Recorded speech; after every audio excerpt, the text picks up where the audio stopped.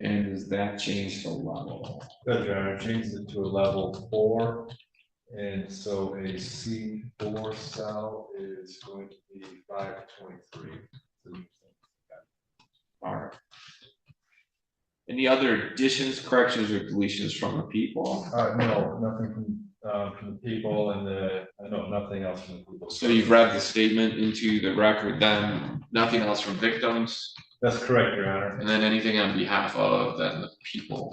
Your Honor, the recommendation on the 0 to 17 guideline range is 12 months on count 1 and 2. And They don't have jurisdiction. So if they don't have jurisdiction, neither do he.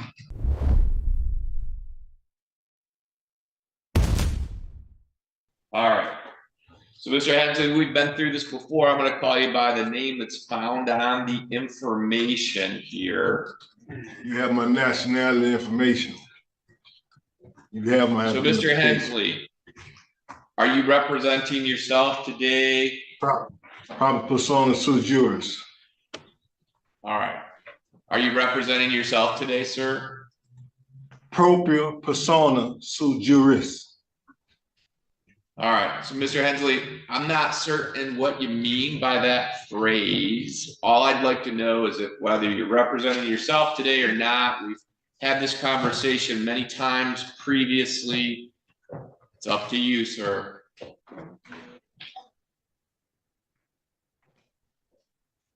All right. So Mr. Hensley, maybe you don't have a response for the court. Well, you don't know what proper persona sui juris is? That means somebody presenting themselves. All right. So is that what you want to do? Is represent yourself today? I'm presenting myself, Islam. Yes. Okay. And then, as we've talked about several times, you understand that representing yourself can put you at a disadvantage to other folks like the people who have attorneys that are representing them. Do you understand that? No, I do not.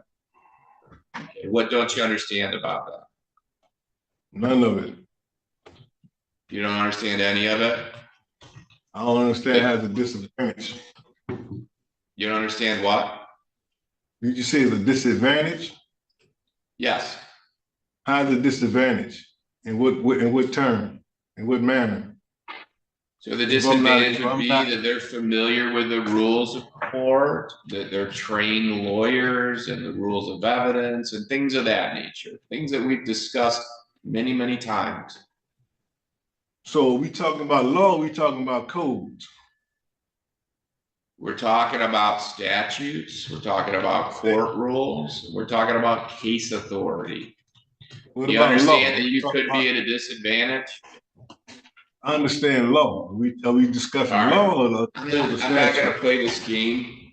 Hey, deputy, I want you brought over here in person. We'll put this all on the record.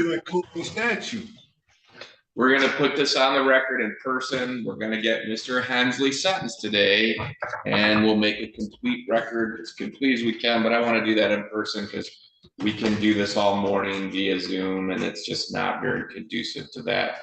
So if he can be brought over, and then we'll continue with our doctor until we see him here. What do we have next that we can do? All right. So Mr. Hensley, we are back this morning for Sugar Court sentencing. He's appearing in person. We did try to start this earlier with him remote at the jail. It just made more sense for the court to have him present where we're not trying to talk through Zoom. So, Mr. Hensley, here we are again today, sir. First, I want to start with this. When I arraigned you a couple weeks ago, you were given the opportunity to request court-appointed counsel, and you were also given the opportunity for the last several months to retain your own counsel. Are you representing yourself today, sir? For objection, for the record, make the record reflect. My appellation is Malik, title is Big. Works American National, I'm the Islam.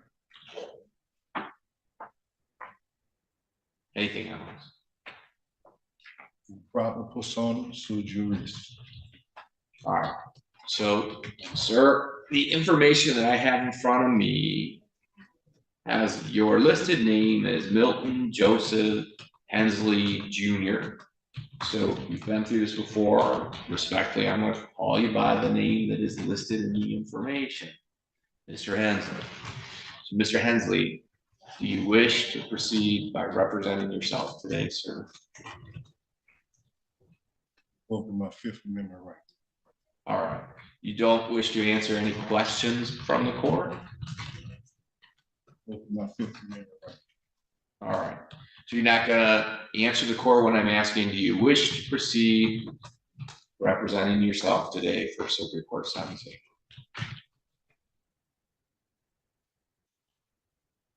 Do you wish to do that, Mr. Hensley? Objection. My appellation is Malik. My title is Big. All right.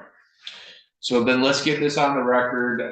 As far as the PSI, Ms. Bond, it would appear that the court has a copy of this. Mr. Butler apparently has it. And then what do you know about Mr. Hensley receiving this copy? So Mr. Hensley, have you had a chance to review the pre-sentence report, sir? Objection. My appellation is Malik. Title is Big. And for the record, you have my nationality information within your files. So you know my appellation. All right. So when was our PSI completed, Ms. Bond? Looks like 2/29/04. Yes. Got it, reviewed it.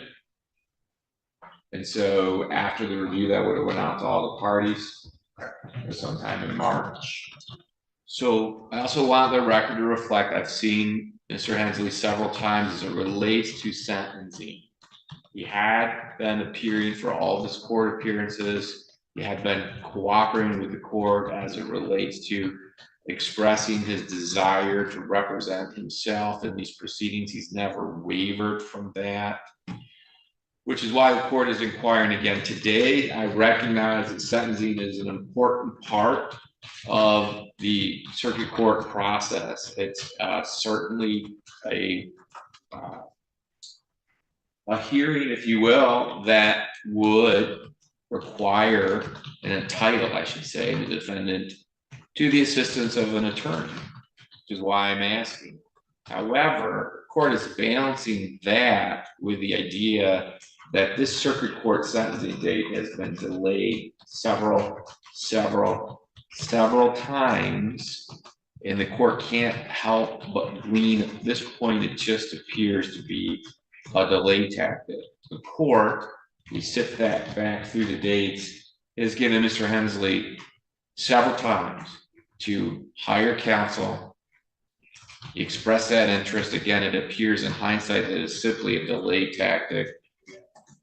Court has given Mr. Hensley several times, actually not even with the sentence that the court's required to give here in a moment, keeping him out on bond to do those things, explore counsel. Even after being arrested on the warrant when he failed to appear, court also gave him the opportunity again to request court-appointed counsel. In fact, the public defender's office appeared at his arraignment.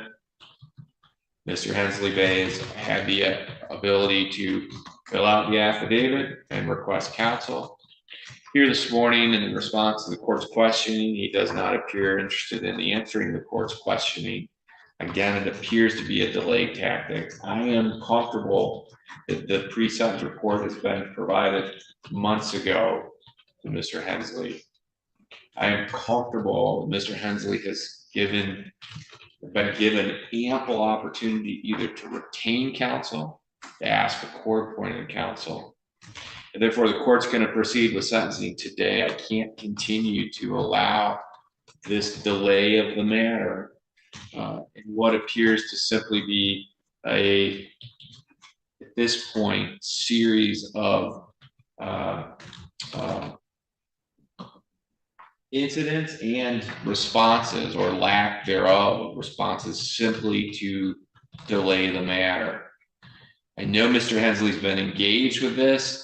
We have several filings that are not court filings that he has continued to send to the clerk's office, some of which he has referenced, none of which have anything to do with the case and or the court's requirement to get him sentenced now that he has been convicted several months ago of these crimes. So what I'm gonna do is I'm gonna start with then Mr. Butler. As it relates to the PSI, are you aware of any corrections, additions, or deletions that need to be made with it other than what we've already placed on the record with probation? I would just ask the court to take a look at offense variable 4 regarding psychological injury to the victim. We did receive a victim impact statement. It looks like it came from Robert Siegel, who was the male occupant of the vehicle. In this case, the victim. We received that just this morning, about 2 hours ago. So I can read that. I do believe it references facts that validates for it. All right, so why don't you read that? Okay. This is from Rob Siegel, that's S-I-E-G-E-L. He says, I do have things to say to the judge and the proceedings that I would like to be read during the sentencing below. Your Honor, I apologize for not being here in person today, but I could not find the time again to keep seeing this through. The amount of stress and anxiety Mr. Hensley has caused my family is downright disgusting and infuriating. Pull a gun on a family driving down the highway for nothing more than getting out of his way not getting out of his way fast enough is obscene. My daughter, who was only 9 years old at the time with special needs, was terrified, and it took months for her to feel comfortable riding in any vehicle again because she was scared someone was going to cut her life short for seemingly no reason at all. My wife had to start and is still in therapy over this whole situation, which has thankfully helped her anxiety levels to become manageable, but also is not covered under our insurance. So it's cost us quite a large sum of money, and that brings with it its own stresses to our family and social life. I find myself driving and cannot seem to relax because anyone I see speeding up behind us reminds me of the terrible people in the world and just how ignorant someone can be with disregard for others' lives, including those of its own family and child in the car. Being that there are previous charges against Mr. Hensley for almost the exact same situation where he brandishes a gun and threatens to kill people because of his unchecked aggression and inability to safely operate a vehicle, which then turns to road rage, I plead that the court recognize this man as a danger to society whose blatant disregard for human life will eventually cause someone to lose theirs, if not his own. Because of all the pain, sufferings, financial burdens, and overall creation of trauma and issues in the many lives he's affected, I petition that the court give Mr. Hensley the maximum sentence possible for his crimes, so that my family and others he's affected may know some semblance of peace. To Mr. Hensley, despite everything you've done to my family over this very long process and the disdain I have for you as a human being, I hope that your time behind bars will allow you to see life differently, and that you can truly find the error of your ways to become better for yourself and your family. So with that statement, I think we have 2 individuals that are reported by Mr. Siegel to have suffered emotionally from this, his 9-year-old daughter and his wife. Both of them were in the crime time. I think that would validate more than 10 points. I object to that. Hold on, so Mr. Hensley, what is your objection? Tell him prove everything he's saying. If his wife and everybody went through the trauma, show me the doctor bill and report that he went through it.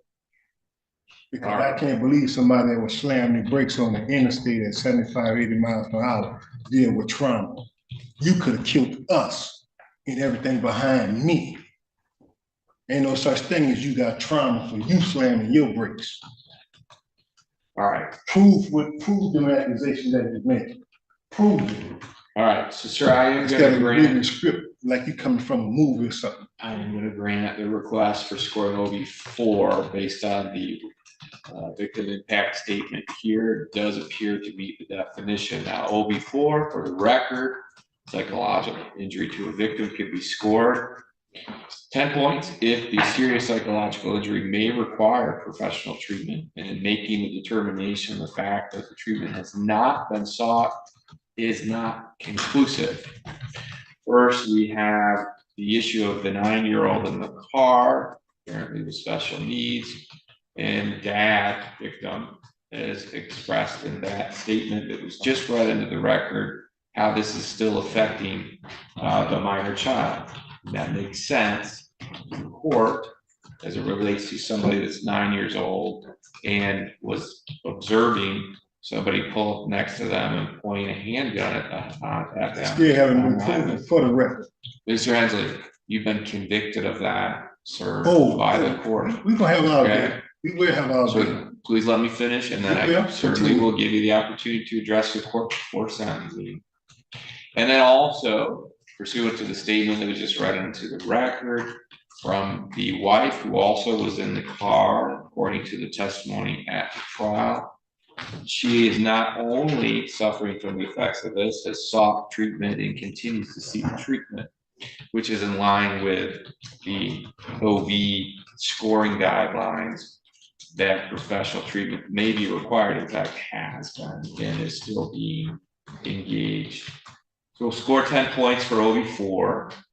So that will change our total OVs to 35. And does that change the level? Good, Your Honor, changes it to a level 4. And so a C4 cell is going to be 523. All right. Any other additions, corrections, or deletions from the people? No, nothing from the people, and no, nothing else from the people. So you've read the statement into the record, then nothing else from victims, That's correct, Your Honor. and then anything on behalf of then the people. Your Honor, the recommendation on the 0 to 17 guideline rate is 12 months on count 1 and 2, and 2 years on count 3 proceeding the count 2 sentence. The people did initially support that, but with the change in the sentencing guideline range, obviously this does open up, Your Honor, to more opportunity for incarceration if you so choose, and we would leave that in discretion. But otherwise, we ask that you at least follow the recommendation as intended by MD. All right. So Mr. Hensley, I'm going to give you the opportunity before I ask you to address the court for sentencing. Do you have any additions, corrections, or deletions as it relates to the pre-sentence report? Yeah, I can say. Do you have any No accusations. additions, corrections, or deletions? All those accusations are false, and none of them have been proven. Okay. Not one. And he talked with this story.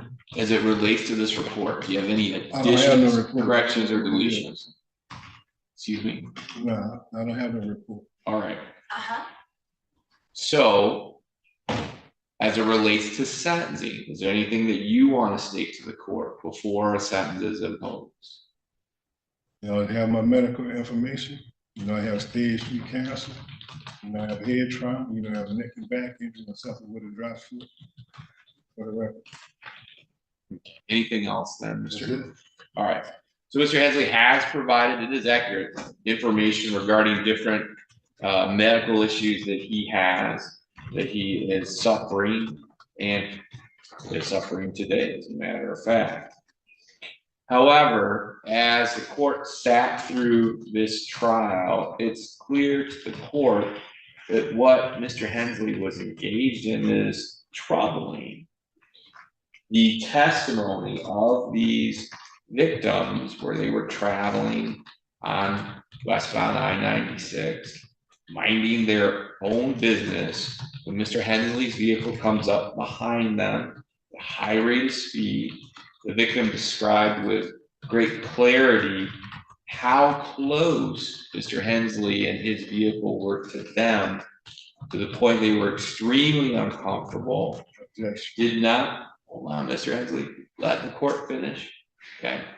To the point that they thought they were going to be struck. The victim, I recall, describing being unable to even see the front of Mr. Hensley's vehicle. That's how close it was, meaning the grill, headlights. I recall the testimony and that they immediately got over.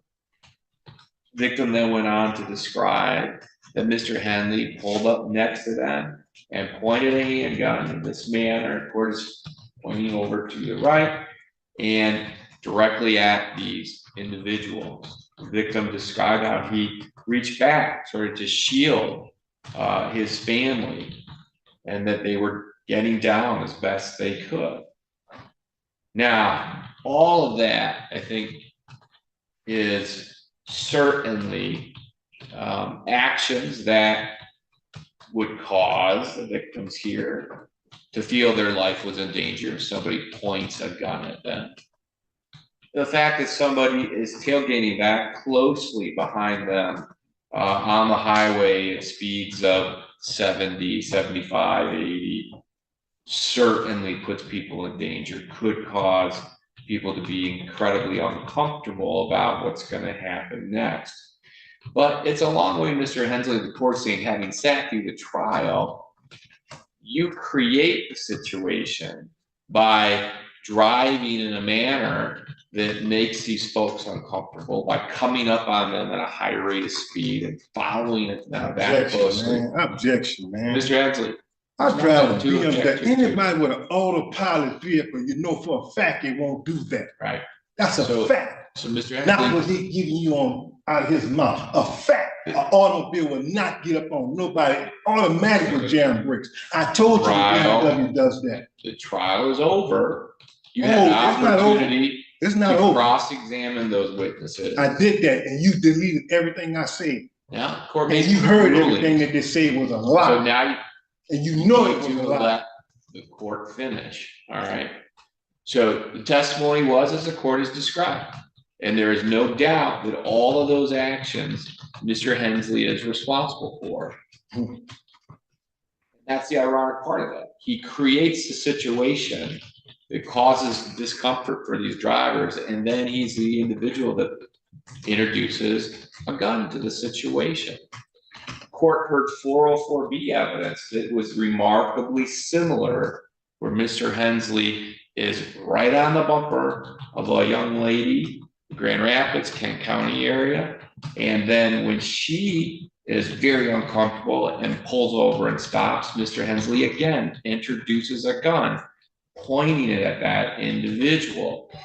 Now, I mention this because I'm not using that as it relates to a sentencing issue. I'm using that, and that it's clear Mr. Hensley drives in a manner that endangers other people, that causes them to report his activity to other people. And then when they attempt to evade, if you will, what Mr. Hensley has caused, then he introduces a gun to the situation.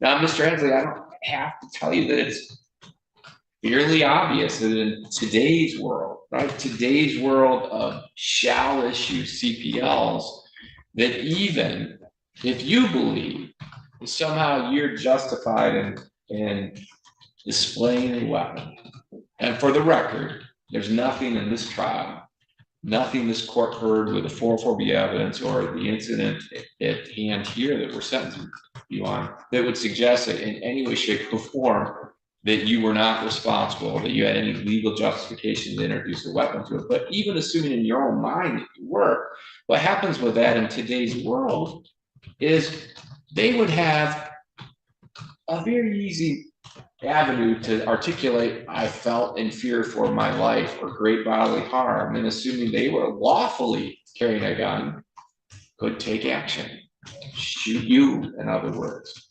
And I can remember just in little Ione County, an incident that occurred just a few blocks from here, in which an individual was tailgating a lawful CPL holder going right down Steel Street over here. And so that individual, much like here, got over, pulled into the car wash to get away from this guy. And the guy behind him pulls right in behind him, much like in the 404B evidence I heard with you. And so what happens is the CPL holder, what is this guy doing? He's crazy, he pulls his gun.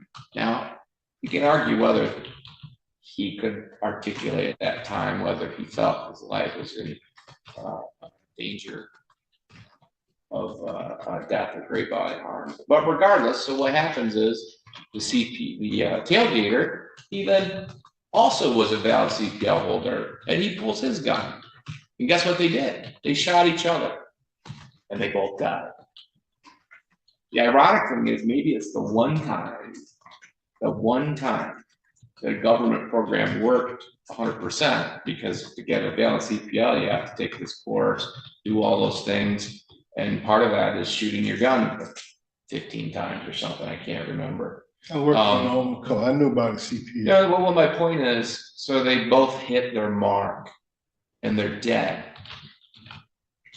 And it's started from something just like this. And so my point in demonstrating the story to you, retelling the story, is when you engage in this kind of behavior, it puts your own life at risk.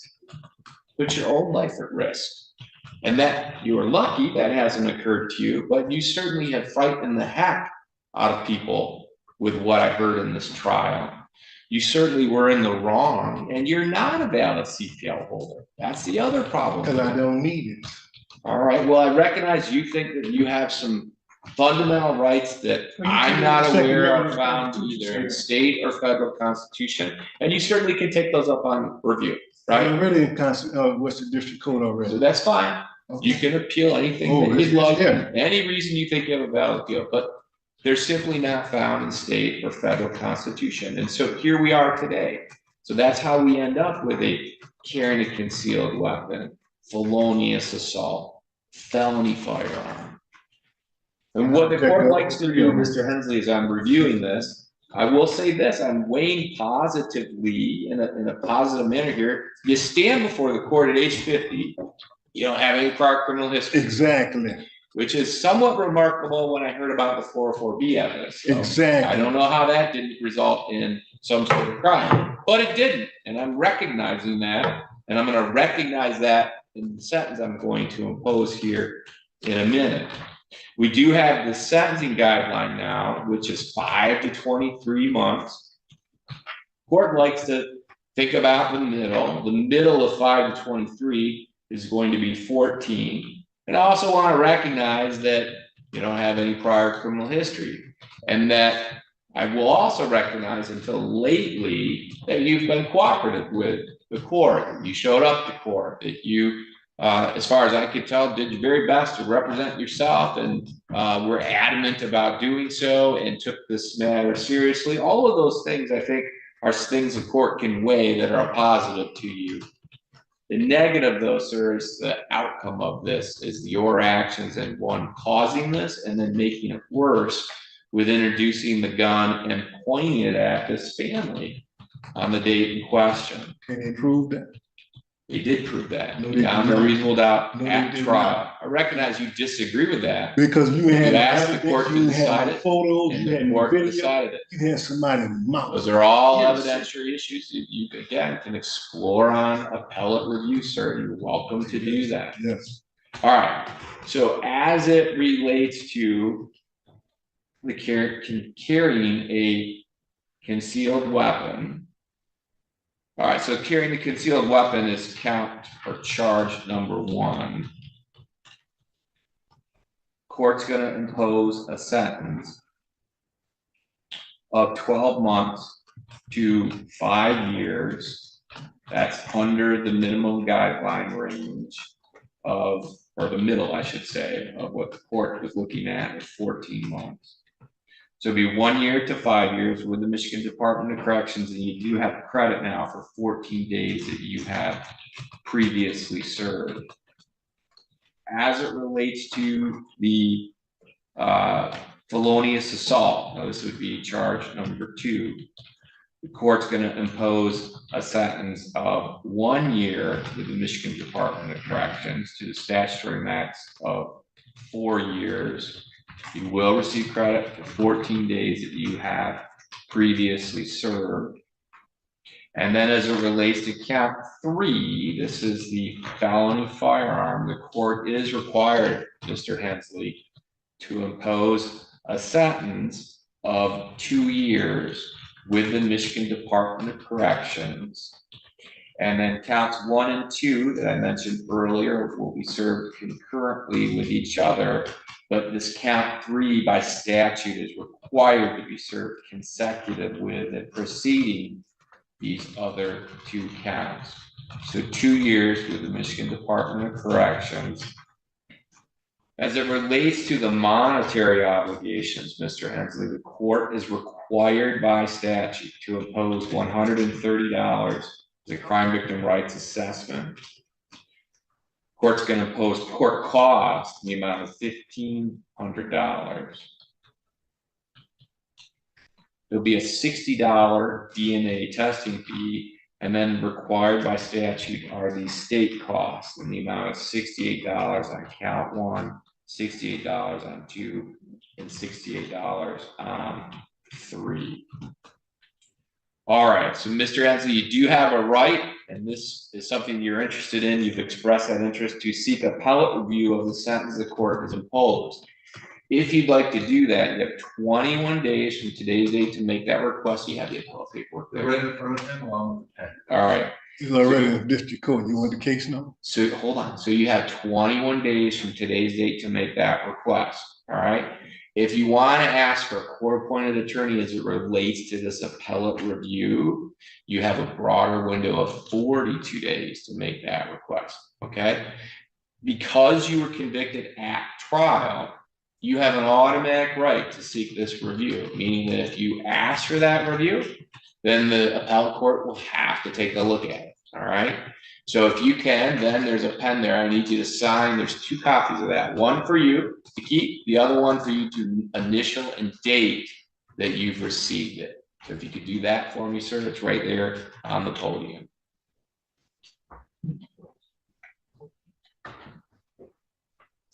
All right. You can take that with you. I'm not signing anything. All right, so for the record, Mr. Hensley Bay is indicating you don't want to sign that, sir? I'm not signing anything. All right, so for the record then, though, I am going to send back with the deputy his copy of the appellate review form. I'm going to place the unsigned appellate review form here. Mr. Hensley, only because we've dealt with this case for so long. If you want to explore these, though, this form is important to you. Okay, I recognize that you are refusing to sign it or acknowledge it for the record, but this is something that you want to file timely if you want appellate review of this. They don't have jurisdiction. So if they don't have jurisdiction, neither do you. All right. Well, I think that the court has jurisdiction, You don't see. and if you want this reviewed by a Michigan court, then you need to file that. But I'm going to give that to the deputy. We'll keep it in your possession, and you're free to go. That's it.